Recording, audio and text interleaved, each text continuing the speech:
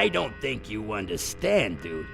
Let me explain things a bit and really get under your skin. Out now from Bad Taste Video is a movie that has to be seen to be believed. I Need You Dead. A psychedelic horror comedy dive into places mainstream cinema fears to tread.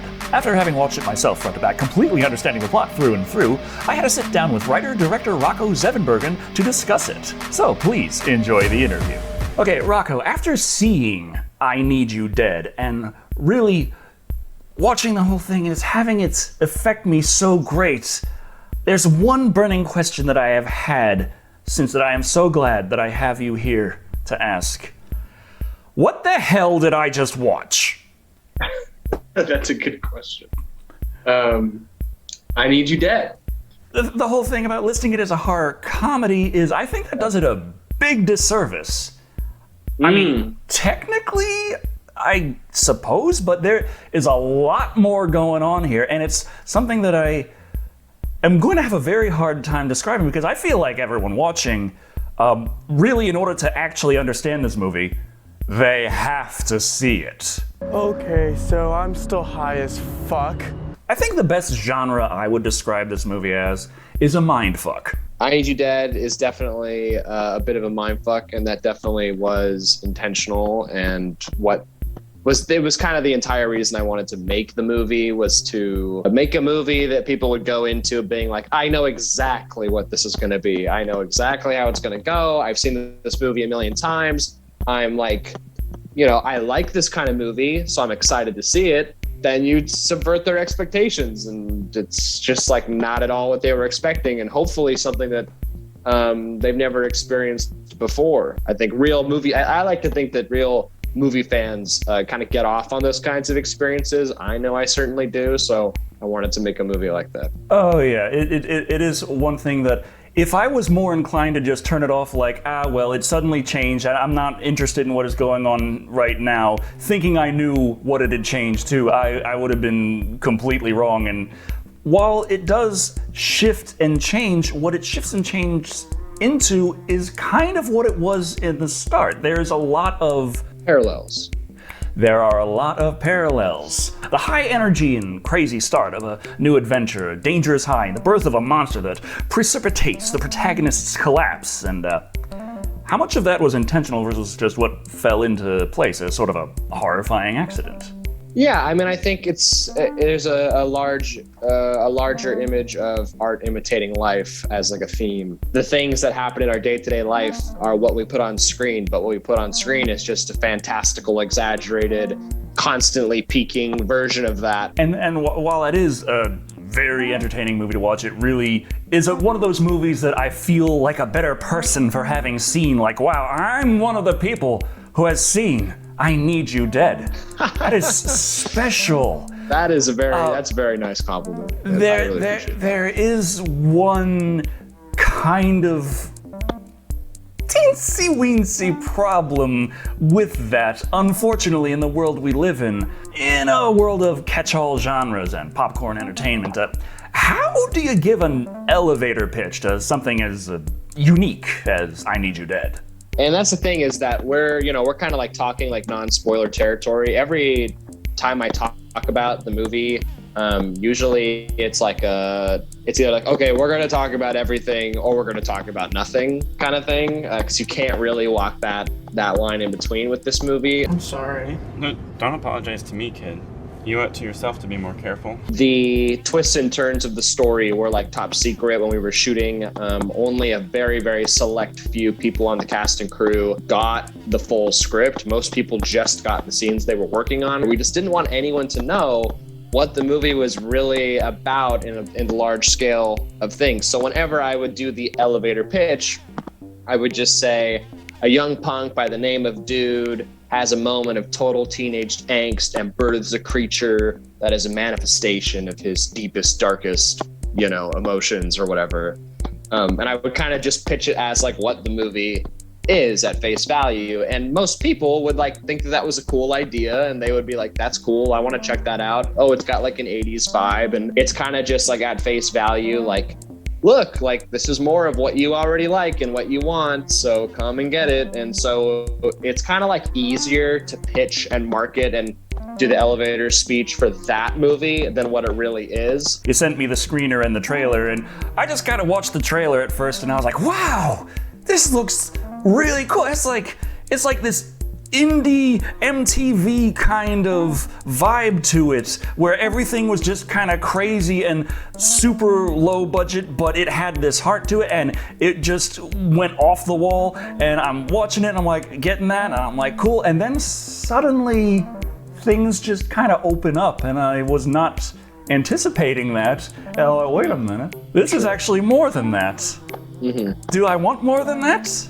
It's a common critique of the movie is that people are like, I loved the movie until it tried to trick me, until it tried to do something else, until it tried to be something bigger than what I wanted it to be.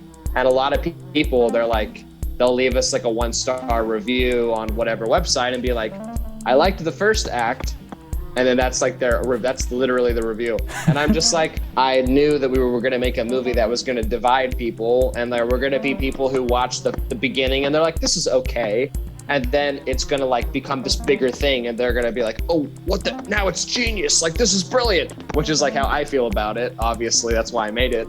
But then there's those other people who are going to be like, no, I wanted the simple thing. Like, why'd you have to make it this existential giant crazy thing? But like, you know, to me, the best movies are divisive. I wanted to make a divisive movie, and I plan on, you know, always wanting to make divisive movies, because it's like, if you walk out of the theater and you don't have something to talk about with the people you went with, if there's not a debate between you and the other people that you saw the movie with, where you're like, no, this is why something worked, or this is why it didn't, then to me, it's just like, that's half the fun for me of watching movies, is having people around me to discuss it afterwards. And so I wanted to make a movie that would spark conversation.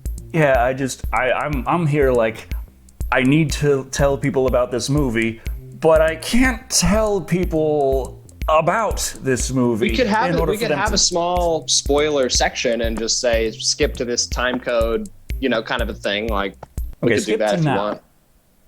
Skip to now. As a good amount of I Need You Dead centers on the trials and tribulations of making a movie, that does beg the question of how much of it is based off of first-hand experience? Any examples? So also, just to note, so now we're gonna embrace the spoiler talk a little bit here. Yeah, that's cool. Spoiler-ish. I'm still not all about. Yeah, well, of course you don't want to spoil the whole movie or anything, but like, you know, if we can get into just the idea of like, you know, there is like kind of a meta narrative going on, and people are talking about the movie that you're seeing, kind of a thing. Like, it's kind of hard to spend about 20 minutes talking about just the first act. Actually, it's pretty easy now that I think about it.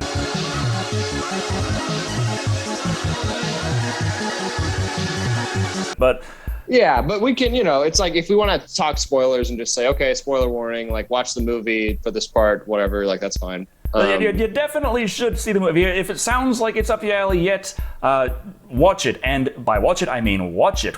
Watch the thing. Once you get to the part where you're like, I'm not interested in this, keep watching. Keep watching. Keep watching. Yeah. That's the thing. To me, like, if I'm watching two people talking about a movie and they keep talking about how much they love it, but they're like, oh, but we can't like tell you anything about it, then I'm like, I gotta see this thing. So hopefully our first part of the conversation inspires people to watch. But was the narrative of essentially the crew that's making the movie you're watching disliking it, was there any reality to that?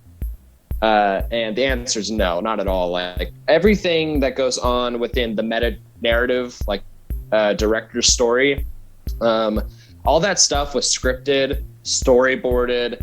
All of the actors who play the crew members loved the movie. They thought it was awesome. Like, obviously that's including like the meta narrative too, like their own roles in the movie and stuff. But like, everybody who is like making I Need You Dead, like you said, and saw in the movie, everyone's hearts were like so in this project, and everybody believed in it so much. And I, you know, of course, like, it was tough and like it was really difficult. And you know, I would say that in my own performance in the film, I'm definitely getting out some some of the stress and turmoil of making that movie, like in those scenes. There's definitely a connection to reality there, but the one thing that is definitely fabricated for the sake of the film is the conflict between me and the crew. Like me and the crew, we were all family, and it was incredibly harmonious. And we just call that artistic license here. Yeah.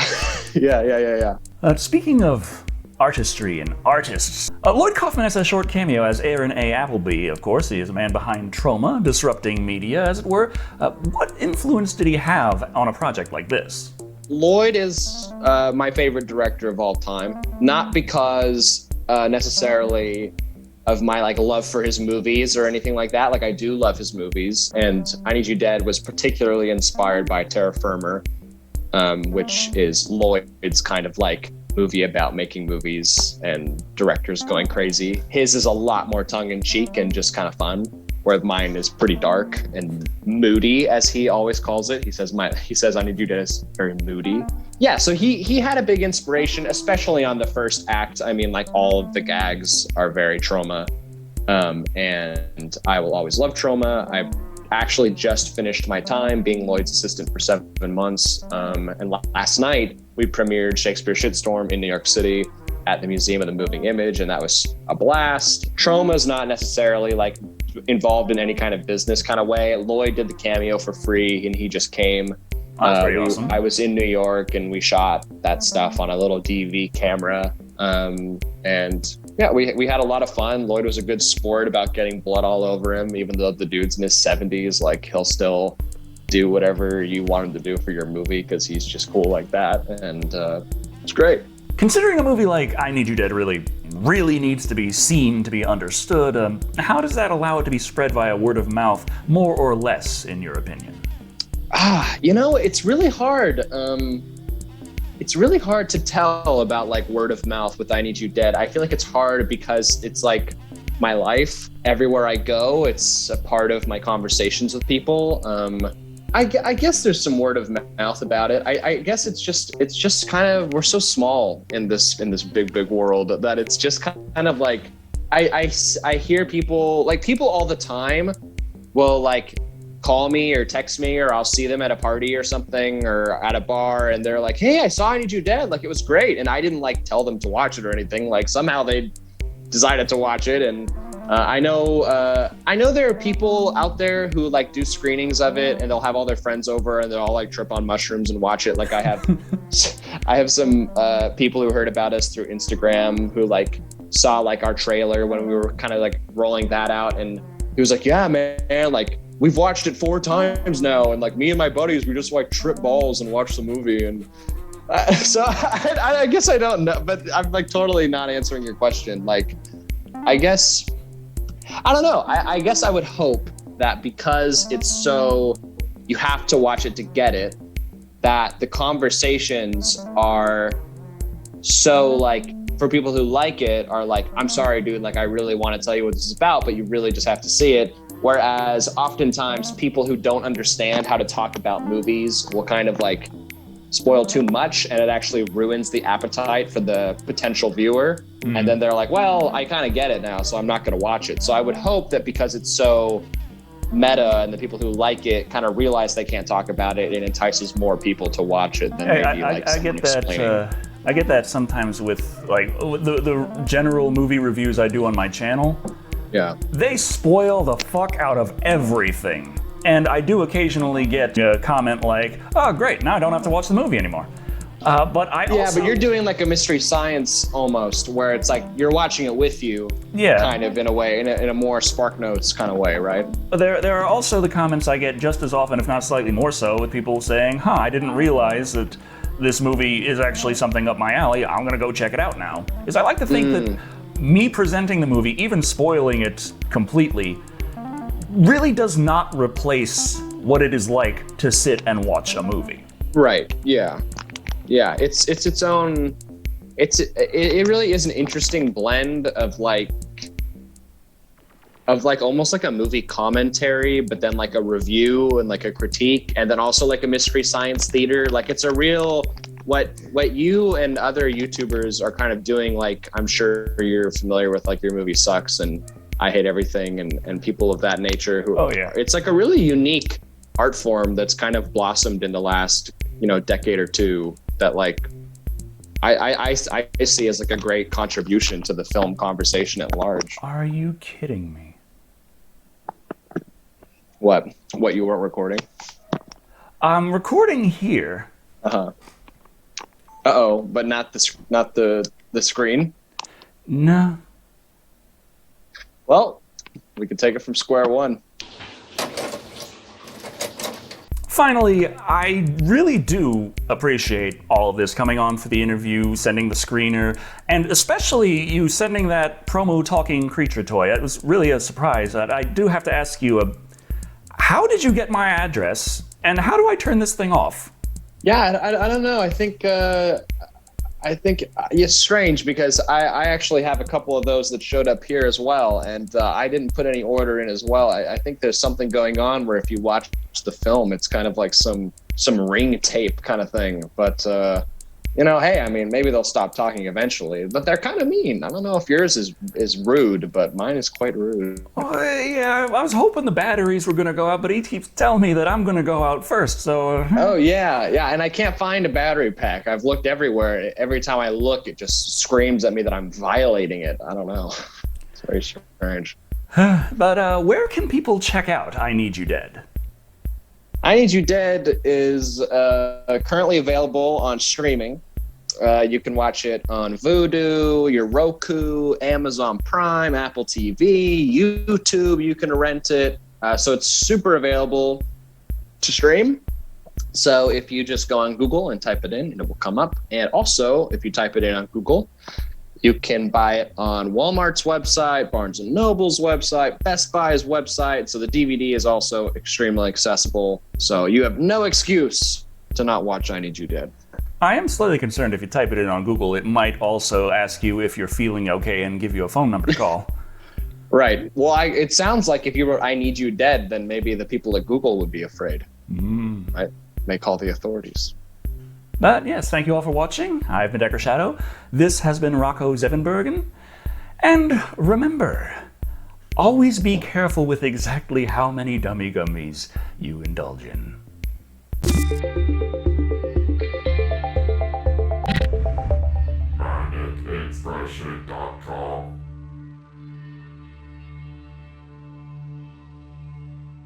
Hey! Until next time, dude.